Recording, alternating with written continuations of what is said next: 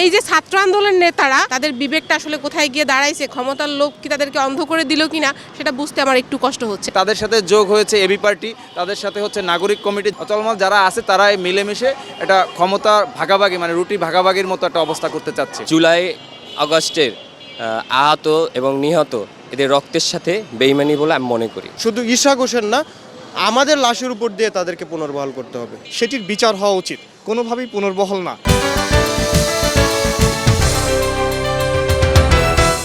প্রিয় দর্শক, বাংলা ভিশনের নিয়মিত আয়োজন জনমতে স্বাগত জানাচ্ছি আমি নিয়াজ মাখদুম। আজকের জনমতের বিষয় হচ্ছে বৈষম্য বিরোধী ছাত্র আন্দোলনের নেতা হাসনাত আবদুল্লাহ কাউন্সিলরদের পুনর্বহালের দাবি করেছেন। এই বিষয়ে সাধারণ জনগণ কি বলছেন, কি ভাবছেন, সেই বিষয়গুলো আজকে জানব। চলুন জেনে আসি সাধারণ মানুষ কি বলছেন।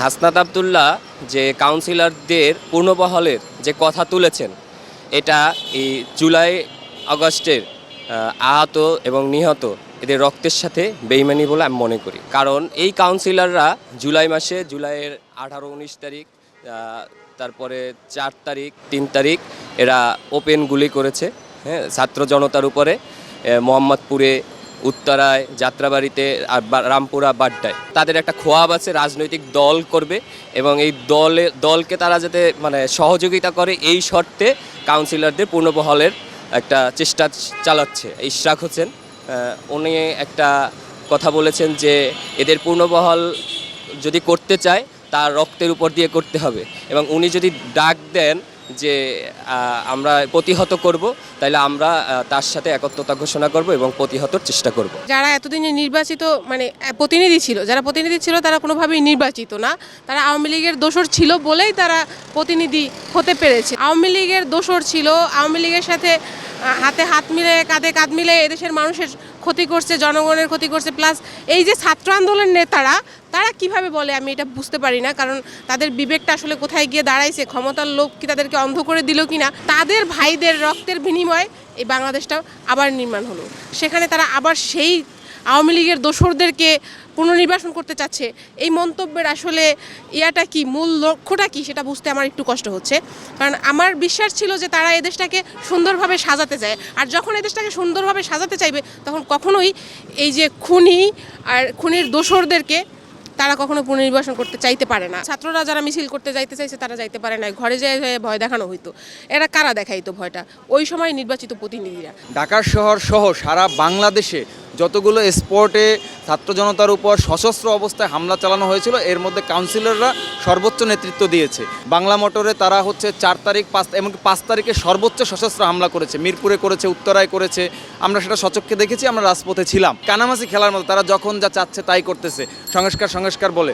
আদতে তারা মূলত চাচ্ছে যে হাসিনার মতো ফেসিবাদী আচরণ করতে, ক্ষমতার কেন্দ্রবিন্দুতে যাইতে। তাদের সাথে যোগ হয়েছে এবি পার্টি, তাদের সাথে হচ্ছে নাগরিক কমিটি, যারা আছে চলমান যারা আছে তারা মিলেমিশে এটা ক্ষমতা ভাগাভাগি মানে রুটি ভাগাভাগির মতো একটা অবস্থা করতে চাচ্ছে। তারা কোনোভাবেই পুনর্বাসিত হতে পারবে না বাংলাদেশের মাটিতে, এবং যদি হয় হাসনাত আবদুল্লাহরাও যদি সেটা করে তাদেরকেও আমরা বয়কট করব এবং তাদের বিরুদ্ধে আমরা শক্ত অবস্থানে দাঁড়াবো।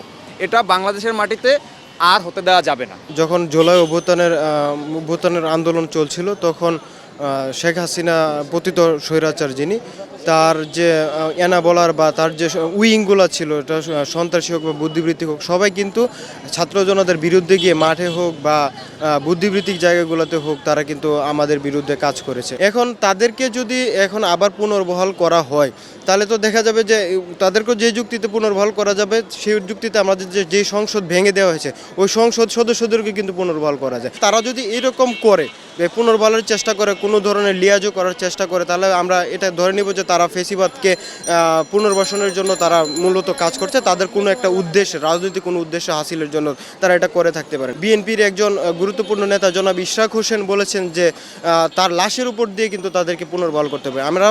আমি একজন ছাত্র হিসেবে আমি এটা বলতে চাই যে এই চেতনা বা এই মনোভাবের ক্ষেত্রেই জনাব ইশরাক হোসেন শুধু একা নন, সারা বাংলাদেশের জনগণ এই ব্যাপারটাতে তার সাথে একমত পোষণ করবে। শুধু ইশরাক হোসেন না, আমাদের লাশের উপর দিয়ে তাদেরকে পুনর্বহাল করতে হবে। বাংলাদেশের রাজনৈতিক ইতিহাসে বর্তমান সময়ে কাউন্সিলররা এক ভয়ঙ্কর অধ্যায়। 2014 এবং 2018 সালের নির্বাচনে এই সকল কাউন্সিলররা স্বৈরাচারী ফ্যাসিস্ট শেখ হাসিনাকে প্রত্যক্ষভাবে সহযোগিতাই শুধু করেনি, এই যে আন্দোলন এই আন্দোলনে এই সব কাউন্সিলরদের ভূমিকা এটি কিন্তু এখনও গবেষণার দাবি রাখে। এদের কি অবদান ছিল এবং এরা কিভাবে সাধারণ শিক্ষার্থী থেকে শুরু করে সাধারণ মানুষের উপর যে নির্যাতন চালিয়েছে এবং তৃণমূল পর্যায়ে যেভাবে সাধারণ মানুষের ভূমি দখল থেকে শুরু করে সাধারণ মানুষকে অন্যায়ভাবে নির্যাতন এবং অন্যায়ভাবে সাধারণ মানুষ যারা এই স্বৈরাচারের বিরুদ্ধে অবস্থান করেছে এবং অন্য ইডিওলজির ছিল তাদের বিরুদ্ধে যে নির্যাতন করেছে সেটির বিচার হওয়া উচিত, কোনোভাবেই পুনর্বহাল না।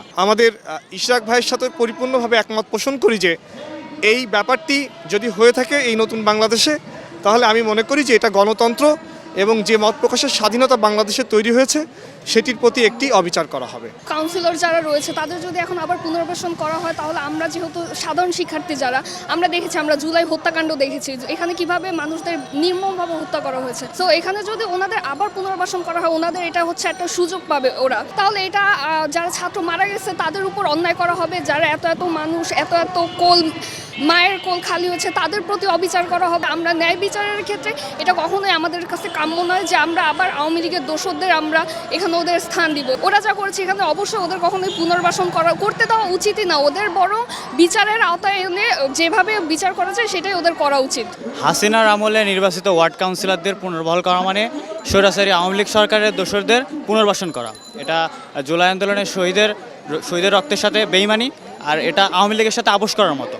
কারণ আমরা জানি গত 5 বছরে বাংলাদেশে যত পর্যায়ে নির্বাচন হয়েছে, সিটি কর্পোরেশন থেকে শুরু করে পৌরসভা নির্বাচনে, প্রত্যেকটা নির্বাচনে আওয়ামী লীগ, জাতীয় পার্টি কিংবা আওয়ামী লীগ সমর্থিত লোক বাদে কেউ নির্বাচন করতে পারেনি বা কাউকে নির্বাচন করতে দেওয়া হয়নি। আমরা গত জুলাই আগস্টে এই হাসিনাকে হটানোর জন্য রাজপথে নেমেছিলাম, রক্ত দিয়েছি। যদি এই স্বৈরাচারী হাসিনার দোসরদেরকে পুনর্বাসন করার চেষ্টা করে, প্রয়োজনে আমরা হাসনাত ভাই, সার্জিস ভাই এদের বিপক্ষে আবার রাস্তায় নামবো, প্রয়োজনে রক্ত দিব, গণবিস্ফোরণ ঘটাবো।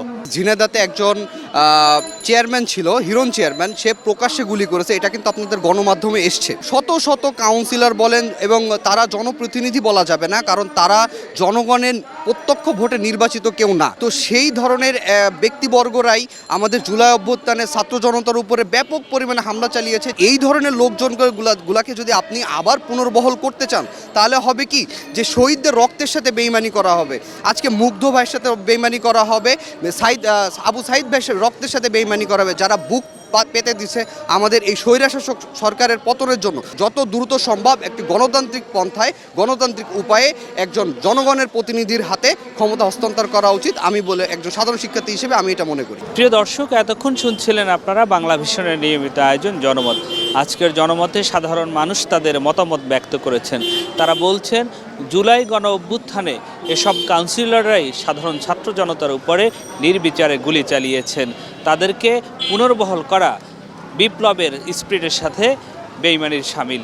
একই সাথে তারা বলছেন নতুন একটি গণতান্ত্রিক সরকারের কাছে ক্ষমতা হস্তান্তর করে তাদের মাধ্যমে যারা নির্বাচিত হয়ে আসবেন তারাই বিভিন্ন ওয়ার্ড এবং পৌরসভার দায়িত্ব পালন করবেন।